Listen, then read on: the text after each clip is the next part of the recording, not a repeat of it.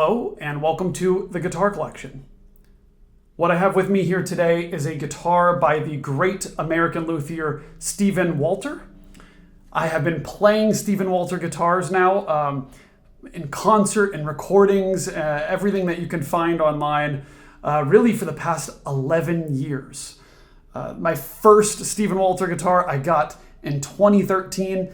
I saved all my money for it. I sold everything.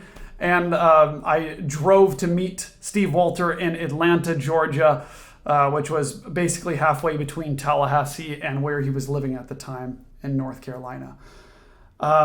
Ever since then, I've been such a huge fan of not only Stephen Walter as a luthier, but also as a person. We've been close friends and are always collaborating on new ideas. And you can see online, I actually interviewed Stephen Walter on my main channel as a guitarist.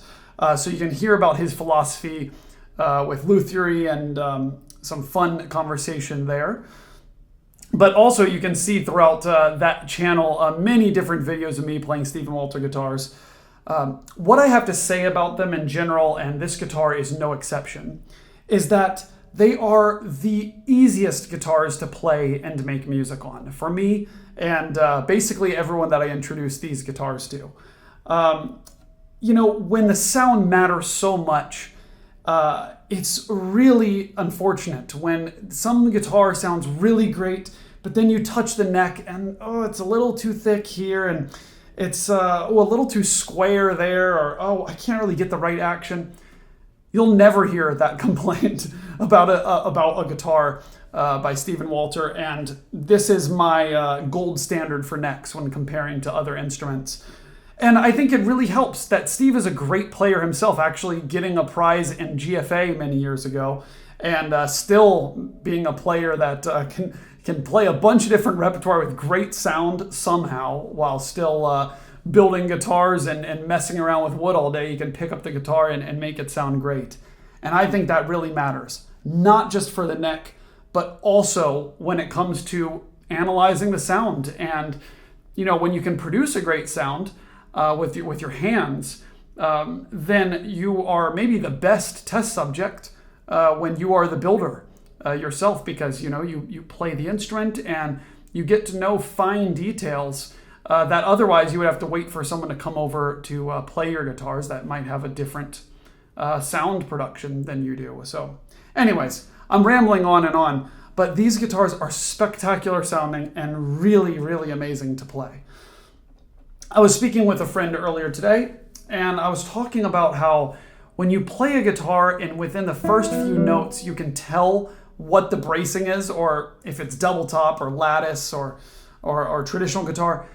When you can tell right away, I always see that as a bad sign. If I pluck the first note, I think, oh, this is really lattice brace. I can really hear the lattice in here. Or when I play a note, I'm thinking double top, and so on. It always throws me off.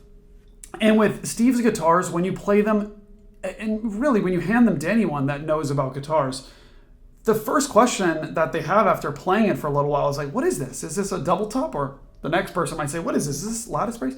Is this a traditional guitar? No one really knows, because this thing has volume, it has responsiveness, and has a ton of color, as you could hear from that opening clip. But I will definitely get to some more playing examples here shortly. So I have good news and bad news. The bad news is this guitar is not available, but the good news is Steve is going to be building instruments for me every year to make available for those of you that are watching this channel or are following guitarcollection.com. And so I may have one available, and so please write to me if you would like to reserve the next one. Before I go any further, and while I'm on the subject of the website and this channel, please go ahead and subscribe. I know so many of you watch this video and just kind of browse and don't subscribe or leave a comment. So let me know you're here.